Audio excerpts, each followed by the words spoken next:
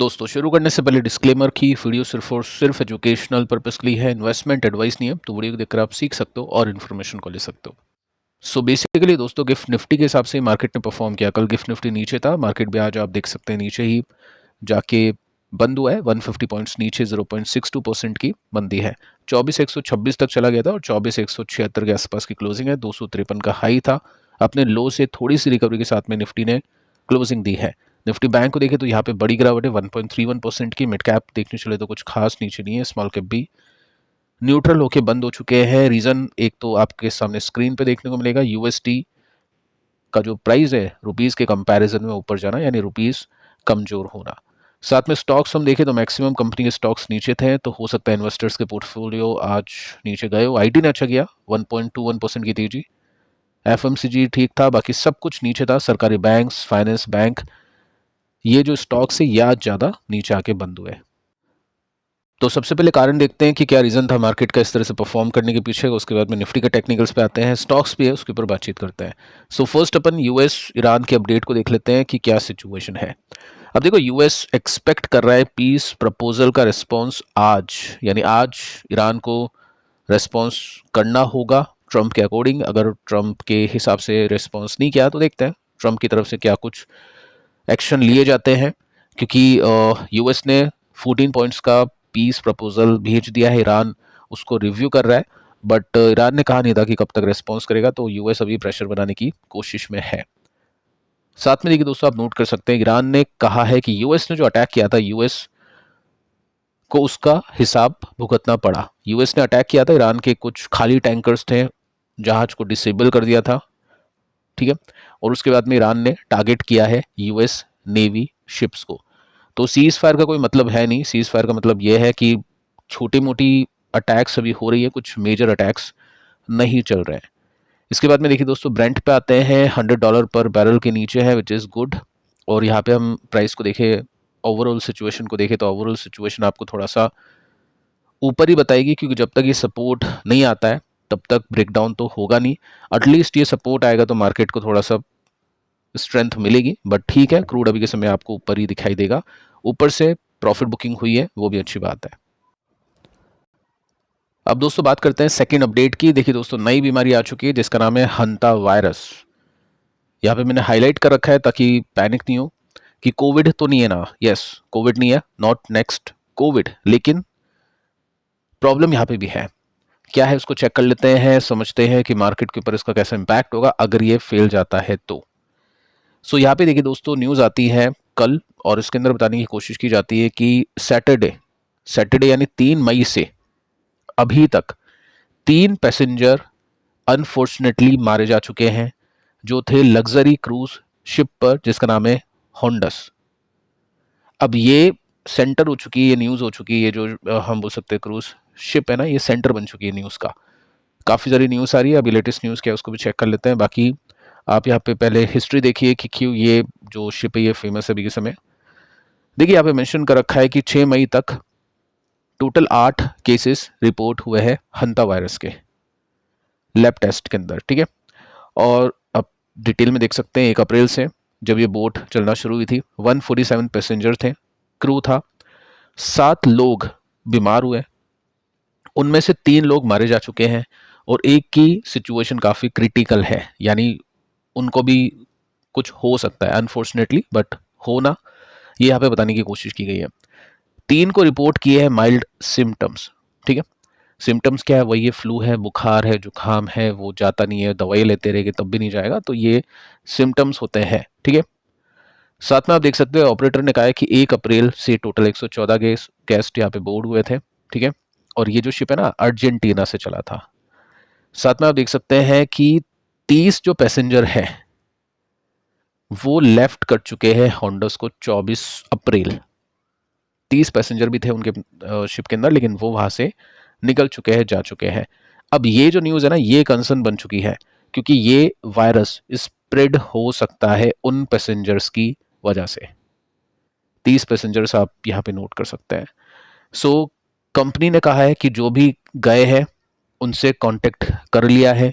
अब जांच चल रही है, उनकी टेस्टिंग चल रही है कि उनको भी ये हंता वायरस है या फिर नहीं। सो बेसिकली दोस्तों होता क्या है, यहाँ पे आप मेंशन होता हुआ देख सकते हैं कि बर्ड वॉचिंग ट्रिप के लिए गए थे और ये बेसिकली जानवरों से फैलता है और अर्जेंटीना के अंदर बहुत ज़्यादा पाया जाता है और ये शिप अर्जेंटीना से ही आ रहा था। कोविड भी वैसे ही फैला था, इंडिया के अंदर कुछ खास नहीं था, लेकिन इंडिया में बाहर के लोग लेकर आए थे जो ट्रैवल करते हैं वो। और उसके बाद में काफ़ी सारी चीज़ें यहाँ पे हुई थी, लॉकडाउन हुआ था और भी काफ़ी सारी चीज़ें हुई थी, आपको पता ही है। मार्केट के ऊपर भी बहुत नेगेटिव लेकिन उसके बाद में पॉजिटिव इम्पैक्ट हुआ था। सो फर्स्ट हम ये डिस्कस कर लेते हैं कि ये कोरोना वायरस नहीं है, मेजरली चूहों से फैलता है और जो भी चूहों के संपर्क में आते हैं उसको होता है। अगर बंद कमरा है या फिर कोई ऐसी जगह है जहाँ से हवा ज़्यादा पास नहीं होती है, वहाँ पे फैलने के चांसेस काफ़ी ज़्यादा होते हैं। ह्यूमन टू ह्यूमन, इंसानों से इंसानों में कोविड की तरह नहीं फैलता है, बहुत रेयर चांसेस होते हैं। सो ऐसे कुछ पैनिक करने की आवश्यकता नहीं है, जस्ट ये बताने का यहाँ पे मोटिव है। अभी दोस्तों न्यूज़ ये आती है इसके लिए, लेटेस्ट न्यूज़ है कि इसमें 2 इंडियन नेशनल्स भी ऑन बोर्ड है, यानी हॉन्डस जो भी चल रहा है वहाँ पे कोई भी देश उस शिप को अपने पोर्ट पर उतारने की अनुमति नहीं दे रहा है। बहुत मुश्किल से कुछ कंट्रीज़ के लिए ये कंट्रीज़ ने एक्सेप्ट किया है, यानी कहा है चलो ठीक है आप यहाँ पे कर सकते हो, अपने जो भी पैसेंजर्स हैं जो भी उनको उतार सकते हो, लेकिन ठीक है यहाँ पे इंडियंस भी है, 2 इंडियंस है, तो ये क्लोजली मॉनिटर यहाँ पे किया जाएगा और ये अलर्ट है इंडिया के लिए, क्योंकि ये स्प्रेड ऐसे ही होता है। सो देखते हैं कि क्या होता है आगे चल के, कैसे न्यूज़ आती है। बाकी फिलहाल अभी यही न्यूज़ है इसको लेकर। सो देखिए दोस्तों, निफ्टी की सिचुएशन को देख लेते हैं। पिछले कुछ दिनों से अपन यही डिस्कशन करें कि निफ्टी फिलहाल साइडवेज रेंज में है और ये जो रेंज आपके सामने है और उसके अंदर आप सिंपली नोट कर सकते हैं कि ये फिलहाल निफ्टी अभी इस तरह से बर्ताव कर सकता है क्योंकि पैटर्न ऐसा है। सेकंड जो फंडामेंटली सिचुएशन है वो भी कुछ ऐसी है।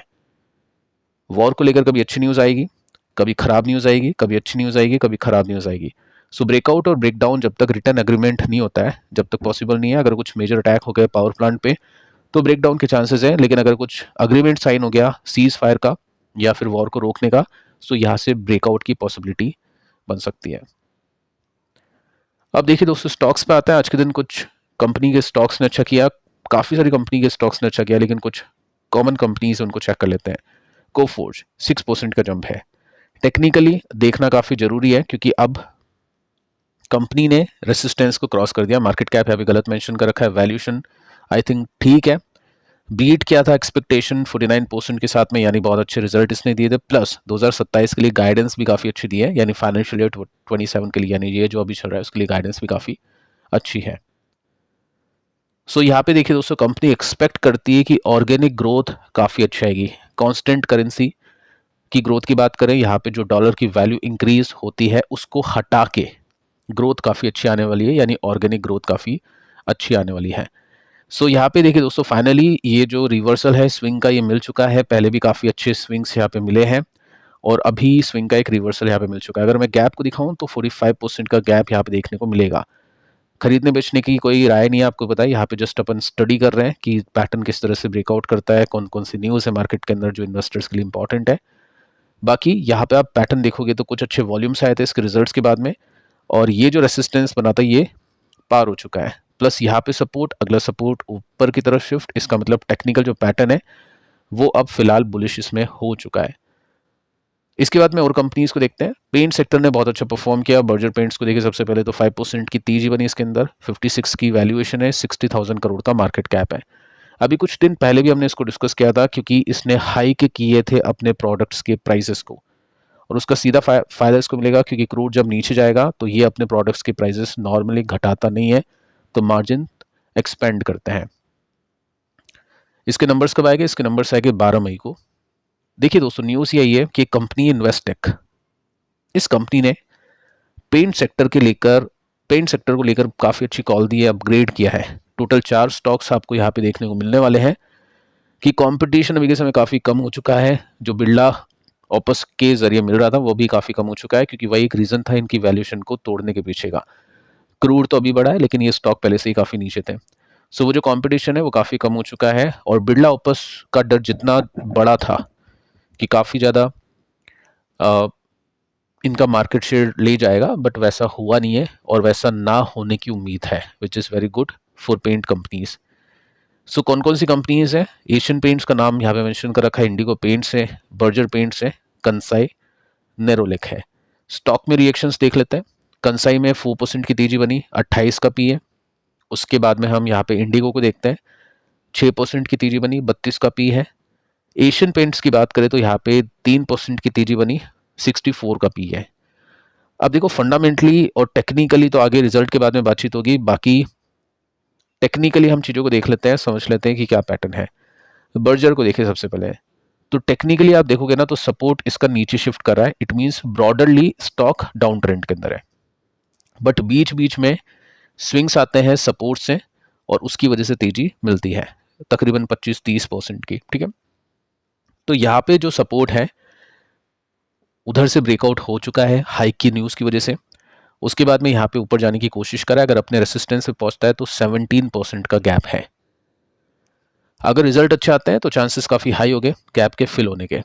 एशियन पेंट्स की बात करें तो यहाँ पे सपोर्ट लिया, रेसिस्टेंस पे भी है, ब्रेकआउट करता है वापस से, अगर ऊपर जाता है अपने प्रीवियस रेसिस्टेंस पे तो 14% का गैप है। बाकी दोनों कंपनीज की सिचुएशन कुछ खास अच्छी नहीं है। कंसाई नेरोलेक की बात करें तो यहाँ पे पैटर्न अच्छा नहीं है, ब्रेकडाउन हुआ है और स्टॉक अभी डाउन ट्रेंड में है।